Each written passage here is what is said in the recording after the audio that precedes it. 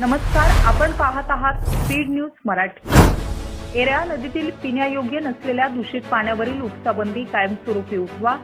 वसगडे येथे आयोजित शेतकरी बैठकीत बोलताना संदीप राजोबा यांनी सांगितले की सध्या निमणी बांधाऱ्यापासून ब्रह्मनाळ येथील कृष्णा येरळा संगमापर्यंत कोणत्याही धरणातून किंवा बंधाऱ्यातून नदीपात्रात पाणी सोडले जात नाही। नदीत असलेले पाणी हे तासगाव, नागाव, निमणी, बेंद्री, शिरगाव, वसगडे, नांद्रे आणि खटाव या गावांमधून येणारे दुर्गंधीयुक्त सांडपाणी असल्याचा आरोप त्यांनी केला। हे सांडपाणी थेट कृष्णा नदीच्या डोहात मिसळत असून त्याच डोहातून 10 ते 15 गावांच्या पिण्याच्या पाणीपुरवठा योजना सुरू आहेत।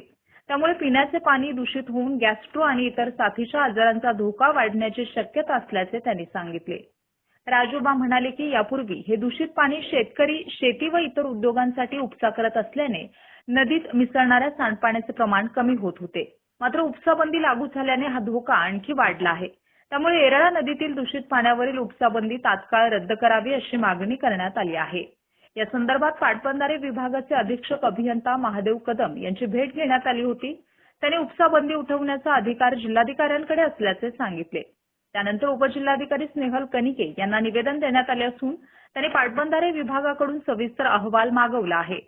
संदीप राजोबा यांनी सांगितले की दिनांक 23 जून 2026 रोजी सकाळी 11:30 वाजता वारणाली पाटबंधारे कार्यालय सांगली येथे येरळा नदीकाठच्या गावातील शेतकरी एकत्र येणार असून त्यानंतर जिल्हाधिकाऱ्यांची भेट घेणार आहेत।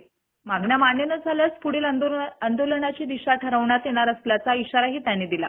या बैठकीस धन्यकुमार पाटील, सम्मेद पाटील, अजित पाटील, अनिल पाटील, अमोल पवार, अमोल पाटील, दीपक कोळी, सुदर्शन पाटील, संजय पाटील, असलम चौगुले, संदीप पाटील, रोहित पाटील, बजरंग गुरव, भरत पाटील यांच्यासह अनेक शेतकरी उपस्थित होते। स्पीड न्यूज मराठीसाठी आज वसगडे येथे येरळा नदीवरील उपसाबंदी रद्द करावी यासाठी नांद्रे, वसगडे, खटाव, ब्रह्मनाळ, शिरगाव, बेंद्री या गावाची बैठक लक्ष्मी मंदिर येथे पार पडली व त्या बैठकीमध्ये या ठिकाणी येरळा नदीमध्ये जे आता सध्या पाणी आहे डबक्याच्या स्वरूपात ते पाणी हे तासगावचा कापूरवाडा म्हणजे जे नगरपालिकेचं घाण पाणी जे सांडपाणी आहे तसंच या इतर गावातील सांडपाणी आहे आणि सदर पाणी हे थेट ब्रह्मनाळ येथील कृष्णा नदीच्या डोहात मिसळते व या डोहामधून जवळजवळ 15 ते 20 गावांना पिण्याच्या पाणी पुरवण्यासाठी योजना कार्यान्वित आहेत आणि हे पाणी